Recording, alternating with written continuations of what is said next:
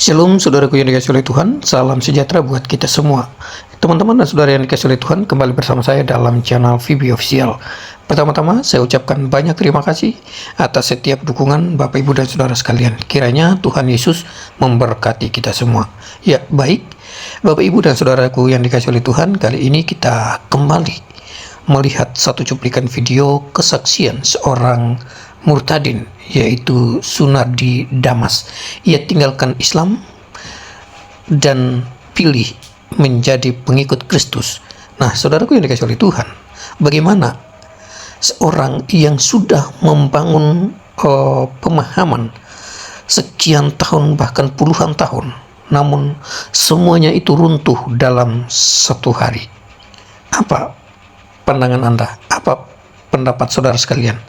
Nah, demikian juga halnya Pak Sunardi Damas ini membangun pemahaman, mempelajari Islam berpuluh-puluh tahun, dari usia kecil hingga usia saat ini sudah tua, namun runtuh seketika dalam waktu satu hari menjadi pengikut Kristus. Nah, untuk itu teman-teman dan saudaraku yang dikasihi oleh Tuhan, mari kita saksikan dalam cuplikan berikut ini. Ini dia videonya.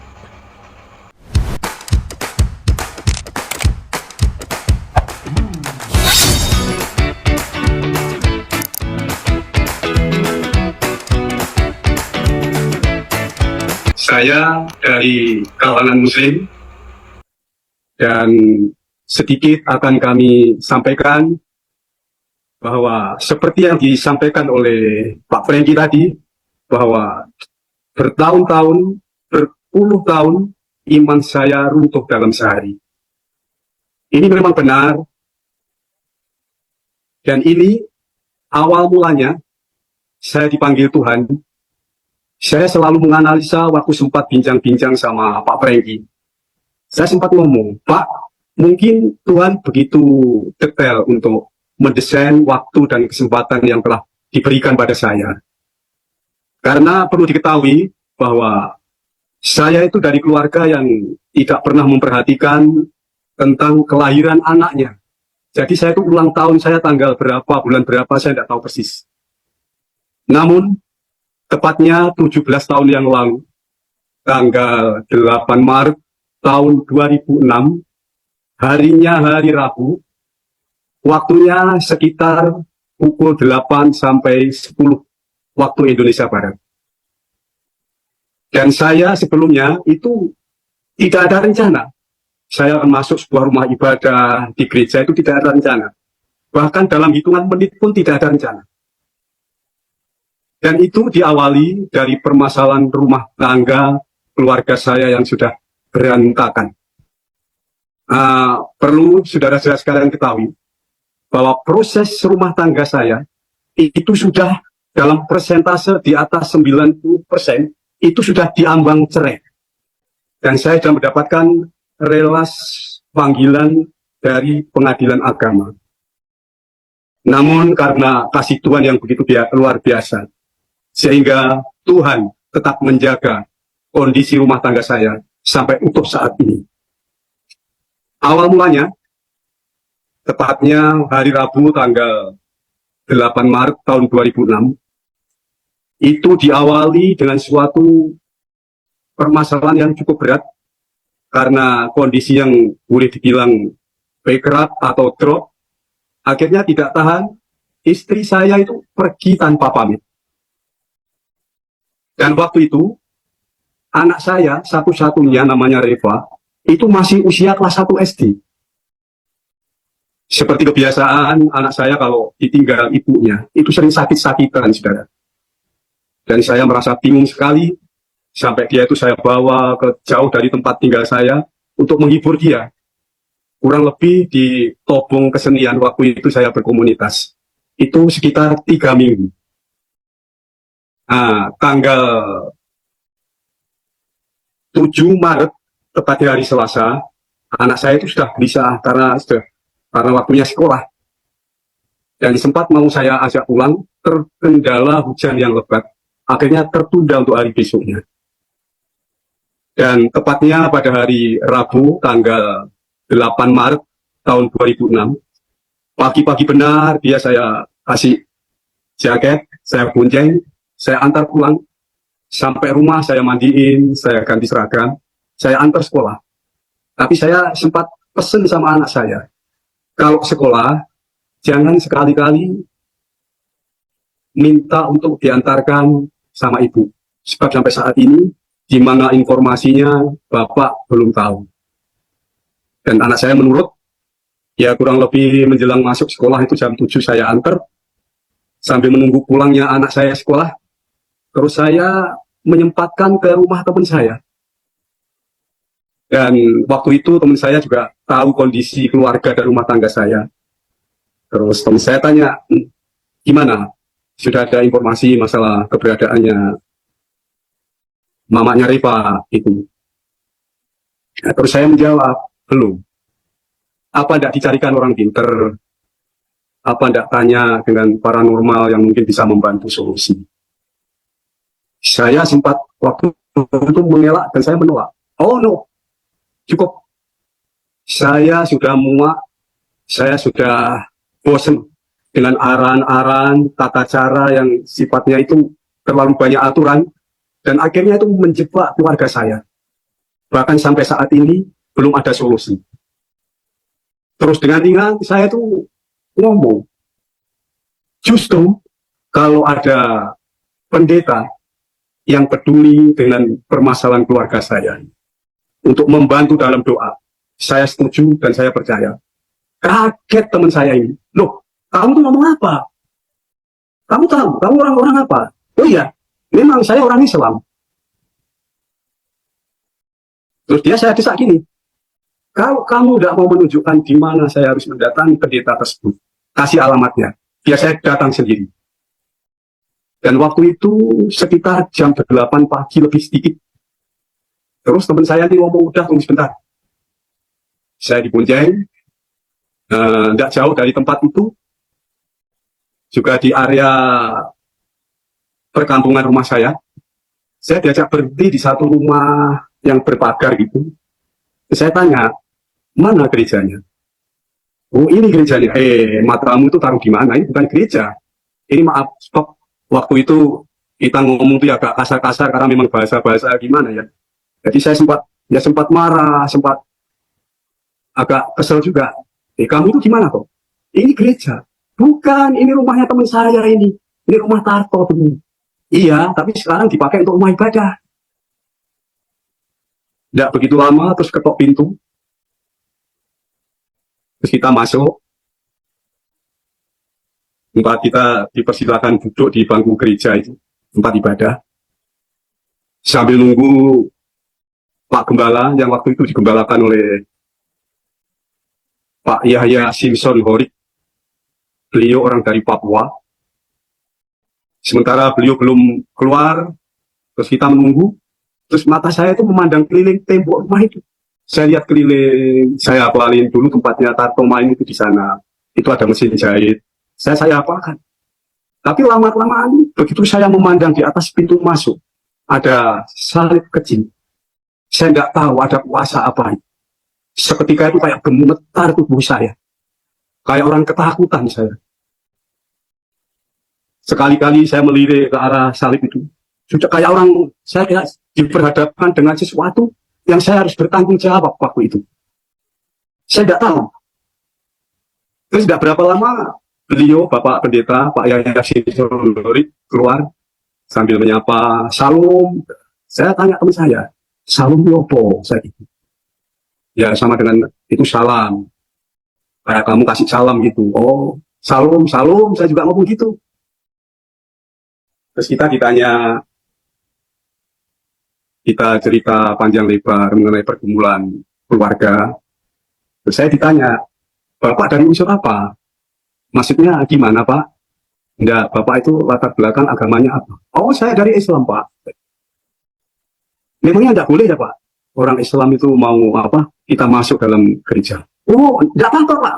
Enggak apa-apa. Terus sekilas beliaunya menceritakan sosok pribadi Yesus. Dengan sekilas tentang kebesaran Yesus, misi dan tujuan Yesus sebagai juru selamat. Dan Yesus datang ke dunia, itu perlu ketahui Pak, itu tidak membawa agama. Jadi sekilas saya dikasih pemahaman gitu, terus saya ditanya sama beliau, Pak, permasalahan ini cepat atau lambat, itu tergantung dari iman Bapak. Saya sempat agak bingung juga, maksudnya tergantung iman yang gimana. Terus beliau menjelaskan lagi. Jadi di depan sudah saya singgung bahwa segala sesuatu, kalau Tuhan sudah berkehendak, mungkin sudah di luar jangkauan pola pemikiran kita. Jadi kembali saya tanya sama Bapak, apakah Bapak percaya dengan Yesus? Percaya, saya. Terus sekilas sharing-sharing sebentar, akhirnya saya dibawa ke altar. Yang waktu itu berempat, saya, teman saya, Bu Gembala, dan Pak Gembala. Kita dibawa, pertama, ini sangat-sangat, saya sendiri nggak tahu lah, kuasa pujian itu begitu dahsyat dan luar biasa. Kalau dari awal, saya itu melihat salib, ini badan udah gemetar, udah lemes. Sekilas kita sharing, dibawa ke altar untuk doa. Waktu itu awal mula saya dengar pujian. Allah kuasa melakukan segala perkara. Allah Maha Kuasa. Dia ciptakan seisi dunia, atur segala masa. Allah Maha Kuasa. Saya begitu dengar pujian itu, waduh, semakin kayak diguncang tubuh saya. Yang namanya air mata, ingus, dahak, air liur kayak ditumpahkan di tempat itu. Tidak berapa lama setelah doa ditutup, beliaunya Pak Simpson itu kasih tahu sama saya, Pak, jangan terkontaminasi dengan apa yang Bapak mau sekarang, tapi serahkan semuanya sepenuhnya bahwa Tuhan bekerja dengan sempurna. Dan perlu Bapak ketahui, mulai sekarang, kalau ada kesesatan, ada beban berat, pintu gereja ini terbuka 24 jam untuk Bapak. Tengah malam mau ketuk pintu jam 1, jam 2, jam 3, ketuk aja Pak. Kami akan siap menerima dan melayani Bapak. Saya semakin tidak mengerti. Begitu tulusnya orang ini menerima tamu yang bahkan bikin repot lagi. Dan setelah kita itu lihat jam dinding menunjukkan mendekati anak saya pulang sekolah, saya mohon pamit sama beliau. Terus saya ngomong, Pak, ini sudah waktunya anak saya mau pulang. Saya mau mohon diri, mau jemput anak saya. Oh iya Pak. Coba kalau anaknya di rumah tidak ada teman, diajak sini. Biar main-main sama anak saya Nando itu. Seusia dengan anak Bapak. Terima kasih Pak. Kita pulang, terus menyempatkan mengantar teman saya ini, yang namanya Pak Jiat. Itu teman akrab sekali, kayak saudara dengan saya. Cuma waktu itu kita beda iman. Beliau sudah terima Tuhan, saya belum. Dan setelah nyampe rumah, saya sempat mau nyalakan rokok waktu itu. Udah masuk dulu. Ya, saya sudah keluarin korek gini, tetangga sebelahnya itu datang, teriak-teriak. Pak Jia, ada telepon. Sebab di rumah Pak Jia itu tidak ada telepon, yang punya telepon itu tetangganya. Terus teman saya ini ngomong, jangan pulang dulu, tunggu sebentar. Tidak begitu lama, dia balik ke rumah itu, di depan pintu tangannya sudah duding-duding begini dia. Roh Kudus itu kalau bekerja luar biasa. Saya sempat ngomong gini, jangan kamu ngomong apa, Roh Kudus itu apa, saya gitu. Apa Roh Kudus itu? Loh, kamu tidak tahu siapa yang telepon dia, bukan urusan saya tuh. Ngapain saya ngurusin telepon orang lain? Lalu dia mendekati saya ditepuk. Barusan kita berdoa, kita percaya bahwa Tuhan bekerja dengan sempurna. Yang telepon tadi adalah istrimu, mamanya Reva. Dia ngasih tahu di suatu tempat, dan tempat itu masih teman akrabmu di daerah Kademangan Blitar sana. Saya itu sampai melonggong, istilah melonggong itu sampai terkejut. Oh, iya saya. Jadi di saat bahkan belum ada hitungan jam, setelah kita itu dibawa oleh tangan yang kuat, dibawa masuk ke gereja, dibawa dalam persekutuan doa. Seketika itu tidak begitu lama, Tuhan memberi jawaban. Waktu itu harinya hari Rabu, tanggal 8 Maret tahun 2006. Dan karena tidak spontanitas kita bisa ketemu, terus selang 2 hari kita bisa konek-konek, terus saya mau jemput istri saya ini.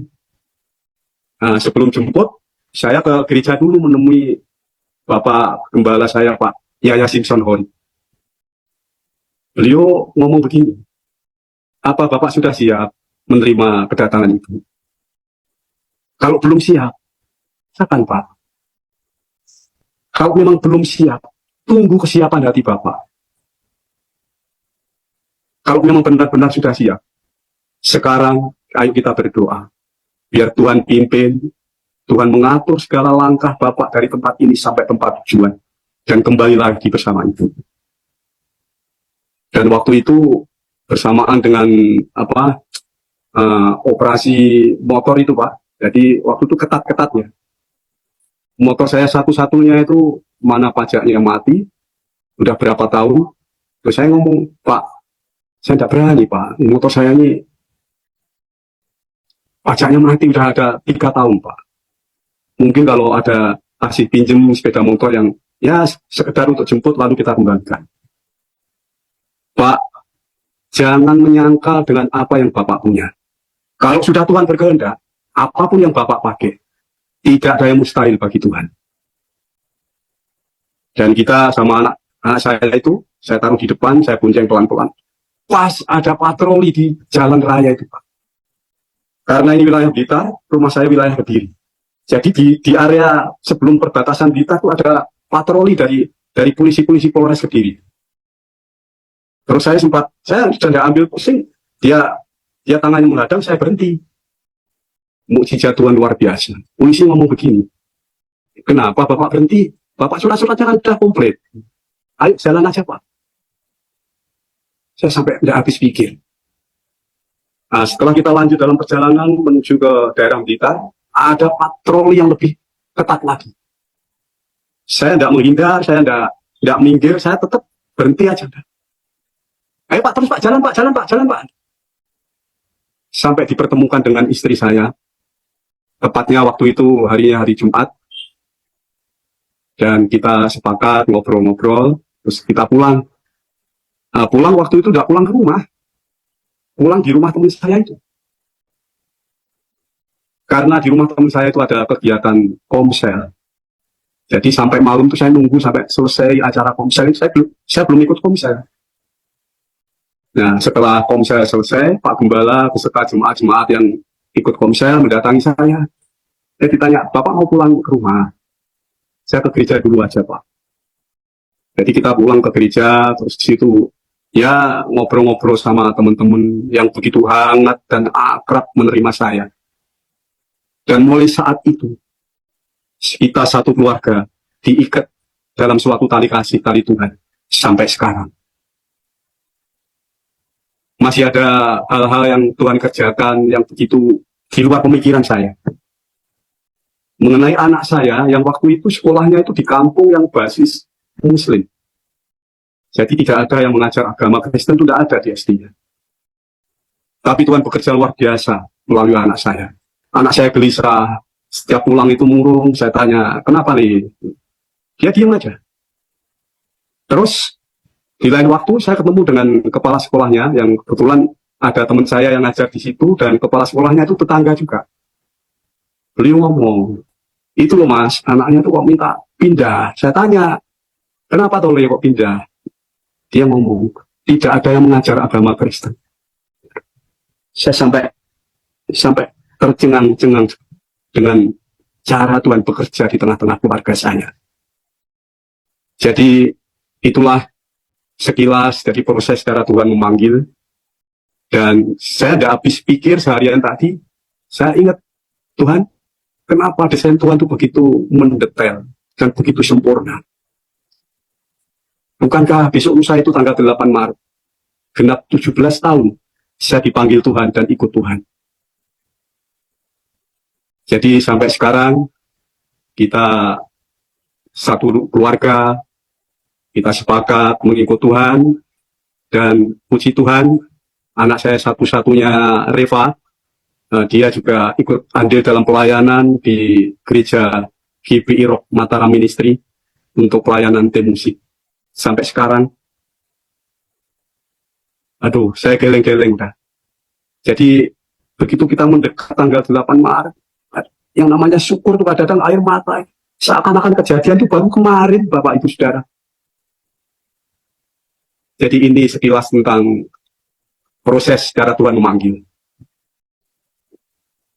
Kita kembalikan kepada Baik, Pak Prenggi, mungkin ada yang perlu dibahas lagi. baik. Terima kasih ya, Pak Sunardi. Wow, luar biasa ya. Tuhan memang terlalu dahsyat. Keren. Wah, saya juga geleng-geleng kepala, Pak. Saya terkagum-kagum ya, cara Tuhan bagaimana itu bekerja di dalam kehidupan Bapak. Wah, Amin. puluhan tahun, Pak ya. Hanya dalam sehari. Kalau Tuhan turun tangan, tuntas memang. Selesai. Tuhan tidak mau Pak ada perceraian. Tuhan tidak mau ada perpisahan.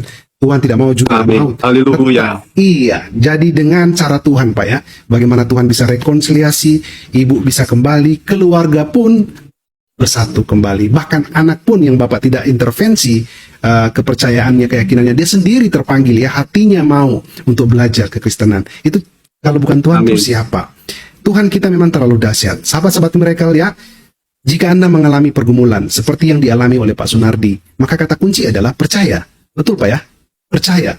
Pada waktu itu Pak Sunardi, boleh sedikit, kalau boleh kita highlight sedikit Pak ya, sampai Tuhan bekerja begitu dahsyat di doa Bapak. Nah, ketika Bapak sudah hampir putus asa waktu itu, frustasi lah dapat dikatakan ya, karena Bapak sudah berdoa mungkin sudah begitu lama tidak dijawab Pak ya, sehingga Bapak berkomitmen untuk ketemu dengan seorang hamba Tuhan, pendeta, dan mau untuk didoakan. Nah, bagaimana Pak hati Bapak pada waktu itu ketika Bapak mau didoakan oleh Tuhan orang Kristen, oleh Tuhan Yesus, sampai Tuhan benar-benar mendengar doa Bapak Pak ya? Apa yang Bapak rasakan? Apa yang Bapak lakukan pada waktu itu? Saya udah habis pikir. Jadi setelah kita itu didoakan, terus kita bau dengan pola ajaran-ajaran di gereja, itu kayak ada rasa sukacita yang luar biasa. Amin. Jadi terlepas dari pola kehidupan kita yang boleh dikatakan memprihatinkan, tapi Tuhan memberi kekuatan. Dan ada satu hal lagi Pak, yang waktu itu kalau di gereja saya yang lama, itu proses untuk baptisan itu kan menunggu waktu. Ya. Dan waktu itu ada berapa kali baptisan? 2 atau 3 kali baptisan setelah saya itu dibawa ke gereja. Saya itu cuma menonton aja. Saya belum dilibatkan untuk ikut dibaptis. Terus saya sempat menghadap sama Bapak Gembala. Pak, kapan saya mau dibaptis Pak? Apakah proses memeteraikan seseorang yang percaya itu begitu rumit dan sulit? Dengan tenang, beliau memberi penjelasan. Mudah Pak, sewaktu-waktu. Cuma Bapak belajar dulu ya. Jadi, waktu kita mulai tanggal 8 Maret 2006 itu masuk ke gereja, menunggu proses-proses sampai baptis, tepatnya tanggal 2 Desember tahun 2006, saya baru dibaptis Pak. Amin. Dan setelah dibaptis, karena waktu itu hari Minggu, seminggu berikutnya saya dipanggil sama Pak Gembala. Pak, Bapak sudah dimeteraikan, sudah dibaptis. Sekarang waktunya melayani Tuhan. Dan waktu itu saya diberi tugas untuk pimpin pujian, atau saya gemeter Pak. Saya sampai gemeter sekali. Pak, jangan Pak. Saya belum berani Pak. Serahkan pada Tuhan. Ya. Lakukan Pak. Betul.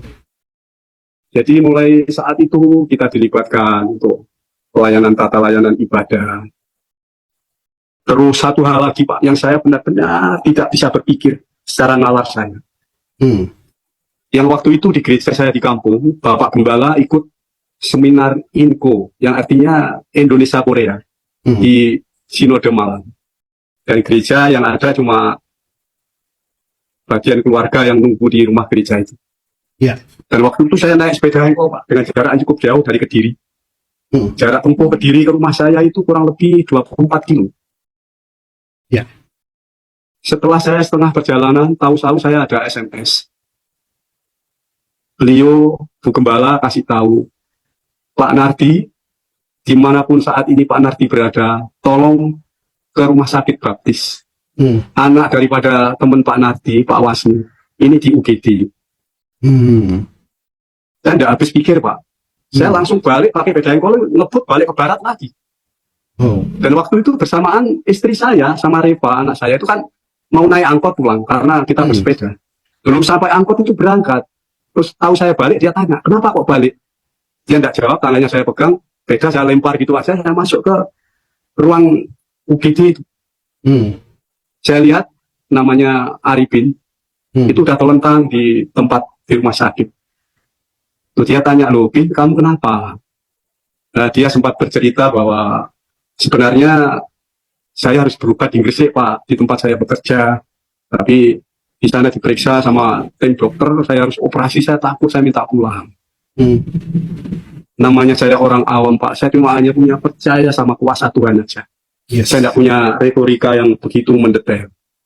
Akhirnya kita sepakat dalam doa, terus dia saya ajak berdoa, dan di tengah-tengah doa, itu ada kuasa Tuhan yang luar biasa.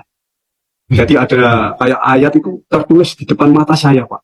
Mazmur 103 yang ayat penyembuhan itu.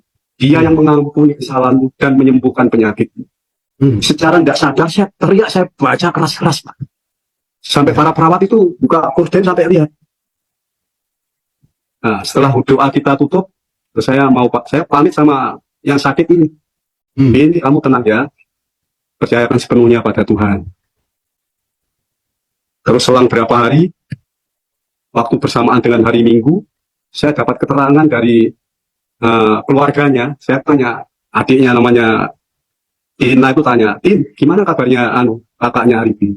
Puji Tuhan Pak, kemarin setelah diperiksa, ternyata tidak ada penyakitnya Pak. Lu kok bisa? Dan tidak jadi operasi, sekarang udah balik pulang ke Gresik. Puji Tuhan. Waduh, saya sampai, aduh, Pak, saya benar-benar takut sekali, Pak, saya. Jadi, begitu melihat kuasa Tuhan yang begitu dahsyat. Tuhan, saya tidak layak, Tuhan, untuk menyaksikan hal yang sedahsyat ini, Tuhan. Saya begitu.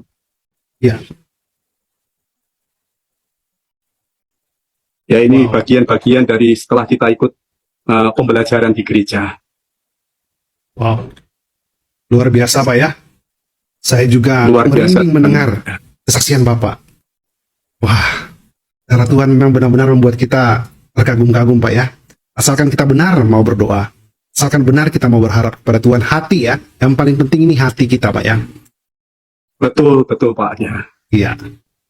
Dan Bapak juga memiliki suara yang indah, suara yang bagus Pak ya. Saya membaca di kolom live chat banyak yang berkomentar, wah suara Bapak Sunardi bagus ya. Mungkin nanti ada yang meminta ini Pak. Ada yang meminta lagi ini Bapak nyanyi sebentar.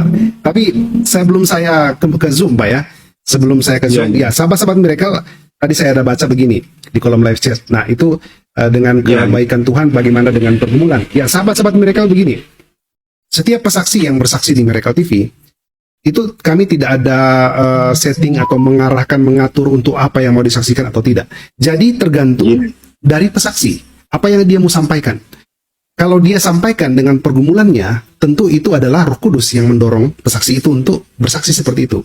Kalau pesaksinya bersaksi hanya untuk kebaikan Tuhan, kuasa Tuhan, luar biasa Tuhan, itu juga Roh Kudus yang menuntun atau membimbing beliau untuk bersaksi demikian. Jadi, segala atau semua kesaksian di Miracle TV. Makanya kami selalu dahulukan dengan doa, tuntun, Roh Kudus menuntun agar setiap pesaksi yang Yes. berucap bukan dari dia sendiri, tetapi dari Bapa yang menuntun dia berucap. Dan malam ini saya yakin dan percaya ada orang yang mengalami pergumulan yang mungkin mirip-mirip dengan Pak Sunardi, keluarganya, rumah tangganya sudah di ujung tanduk perceraian. Tetapi ya, kalau kita masih percaya kepada Tuhan, tidak mundur ya, iman kita tidak mundur, kita masih tetap percaya kepada Tuhan, pada Tuhan Yesus ya, maka segala sesuatu meskipun itu mustahil bisa terjadi. Dan contohnya Pak Sunardi ini bukan orang yang sudah percaya kepada Tuhan, tetapi dengan ucap kata beliau percaya kepada Tuhan karena sudah di keyakinan yang dulu beliau sudah ya dapat dikatakanlah frustasi, stres, doanya tidak dijawab, tidak ada solusi, tidak ada semuanya, tidak ada jalan keluar. Dan Tuhan izinkan itu terjadi sampai pada suatu ketika Pak Sunardi dipertemukan dengan seorang hamba Tuhan, ya, dipertemukan dengan seorang hamba Tuhan dan Pak Sunardi menyerahkan hidupnya, percaya kepada Tuhan Yesus, dan disitulah mujizat terjadi. Tidak pakai lama, sahabat-sahabat mereka, hanya dalam waktu beberapa jam, tiba-tiba keluarga ini, istri mau kembali, dan sampai saat ini keluarga ini utuh. Tadinya Pak Sunardi bilang sudah hancur ya, sudah di ujung perceraian. Tetapi luar biasa Tuhan kita. Tuhan punya cara yang benar-benar di luar nalar manusia. Nah, tanggal 8 Maret, 2 hari lagi dari sekarang, genap 17 tahun, ya Pak ya, pertobatan Bapak Sunardi. Betul Pak ya, 17 tahun lalu. Jadi Pak, itu ya? usia saya yang ke-17 tahun Pak. Ya, percaya Tuhan. Dan malam ini Bapak bersaksi. Wow, bukan kebetulan ya, tetapi ini adalah rencana Tuhan. Tanggal 6 Maret Bapak bersaksi, tanggal 8 adalah 17 tahun, genap 17 tahun usia pertobatan Bapak. Ya, silakan. Ya, ada satu hal lagi yang perlu kita sampaikan, bahwa di era pertobatan saya kurang lebih 3 tahun di kampung. Dan kita memutuskan untuk hijrah ke Lombok. Ya. Dan waktu itu sekitar tahun 2009, saya berangkat ke Lombok. Setelah 3 bulan, anak istri saya menyusul. Saya sampai begini, pernah saya itu hampir putus asa Pak ikut Tuhan. Hampir patah di tengah jalan. Iya. Mengapa Pak? Kalau dari awal Tuhan memanggil saya, Tuhan mempertemukan istri saya. Iya. Ternyata untuk mempertajam iman, untuk mengasah iman, itu harus diperhadapkan dengan masalah lagi. Betul. Dan masalah. Istri saya pergi lagi. Tapi puji Tuhan, waktu itu di Lombok saya diperkenalkan dengan hamba-hambanya yang begitu luar biasa. Iya. Selalu mementori dengan keberadaan saya. Iya. Yang antara lain beliaunya Bapak Lalu Faujen. Ya. Yang begitu dengan telaten, kadang-kadang nanya, Pak gimana, Pak gimana. Banyak hamba Tuhan yang selalu memberi siraman. Akhirnya dipulihkan lagi Pak. Puji Tuhan. Dan puji Tuhan, sampai sekarang ini sudah kita melewati masa-masa yang mendekati kehancuran, itu sudah terlewati semua. Amin.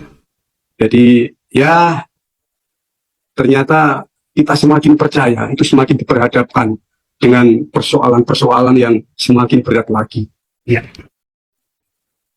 Wow. Setuju Pak ya? Ya. Ya, dengan adanya, bentar kamera saya ya. Oke, saya kembali dulu ke, ya, dengan adanya ujian, ada juga pergumulan, tentu akan membuat kita itu harusnya lebih berharap kepada Tuhan. Bukan kita lebih jauh dari Tuhan, tetapi membuat kita harus berharap. Dengan demikian, supaya kita tidak angkuh, kita tidak sombong ya, supaya kita tahu bahwa pasti ada Tuhan yang kita butuhkan. Di mana kita ada pergumulan, di mana kita ada permasalahan, kita tidak usah lari kemana-mana, tetapi kita lari ke Tuhan ya. Luar biasa Pak, dan memang benar kita butuh pembimbing ya, sahabat-sahabat, petobat-petobat baru yang baru percaya kepada Tuhan. Jangan lupa ya, Anda harus tetap bersedia selalu dibimbing. Biarlah Anda selalu bergabung dalam satu komunitas yang siap untuk membimbing, supaya kalau ada apa-apa, ada pergumulan, Anda bisa curhat kepada gembala, kepada pelayan-pelayan Tuhan, supaya bisa mereka memberikan solusi Alkitabiah. Jangan sembarang curhat ke orang lain, malah tambah ribet, masalahnya tambah lebih besar, tidak ada solusi. Curhatlah kepada orang yang tepat atau kepada Tuhan ya. Baik, Mundur sedikit Pak Sunardi, mundur sedikit Pak. Sudah, Ya. soalnya wajah Bapak hanya kelihatan setengah. Mundur sedikit Pak, mundur sedikit.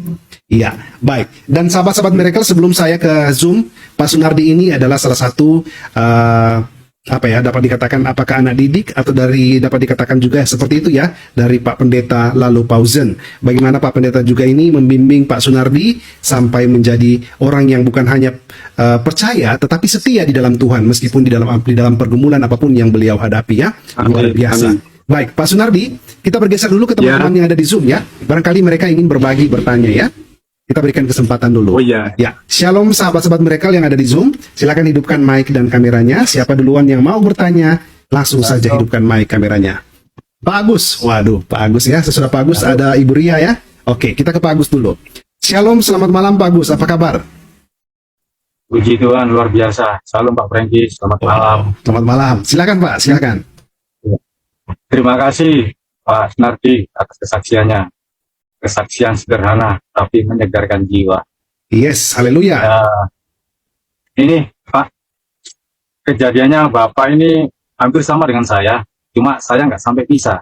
Saya dulu juga hampir mau cerai Pak. Cuma saya waktu diundang di Miracle TV, kejadian-kejadian itu banyak yang saya alami di tolong Tuhan, nggak semuanya saya sampaikan. Karena waktu saya membagi kesaksian itu, di samping ada istri saya, dia menceleng terus kan, nggak boleh membongkar semuanya, masalah-masalah aib. Oke, Saya nggak oke. nyampaikan semuanya. Saya nggak enak nanti kesaksian jadi gagal kan. Jadi saya banyak yang saya simpan. Hampir sama dengan Bapak itu, perceraian terjadi. Itu ribut terus itu Pak. Saya dulu itu belum begitu mendalami mungkin Tuhan Yesus. Hancur semua barang itu Pak. Kulkas saya banting itu, lemari saya banting. Semuanya ada di depan mata saya itu saya hancurin. Begitu saya itu. Kalau sudah marah. Jadi ada keluarga dari istri itu sengaja mau memisahkan saya. Saya disuruh pisah itu bukannya tambah senang, tambah marah, tambah saya hancurkan barang-barang. Karena saya nggak mau dipisahkan. Saya nggak Iya, ingin mengalami kehidupan saya seperti anak-anak saya, kehidupannya seperti saya. Saya nggak mau mengalami seperti itu. Karena orang tua saya cerai. Jadi saya nggak mau ada perceraian terjadi. Saya nggak ingin anak saya itu sampai nanti jadi bahan olok-olokan, nggak punya orang tua seperti saya. Jadi saya pertahankan untuk pernikahan. Walaupun saya nggak mendalami betul itu Tuhan Yesus. Dan puji Tuhan, akhirnya pernikahan itu bisa terjadi dengan baik sampai sekarang ini.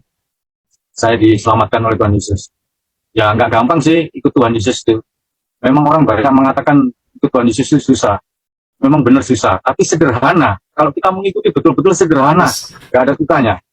Iya. Karena kita sering mengalami cobaan, Tuhan Yesus memberikan jalan keluar. Kita tahu, lama-lama cobaan itu kita senyumin aja kok. Benar, saya ngalami kok. Iya. Kalau saya nggak ngalami, nggak mungkin saya berani bersaksi juga seperti ini, mengatakan seperti itu.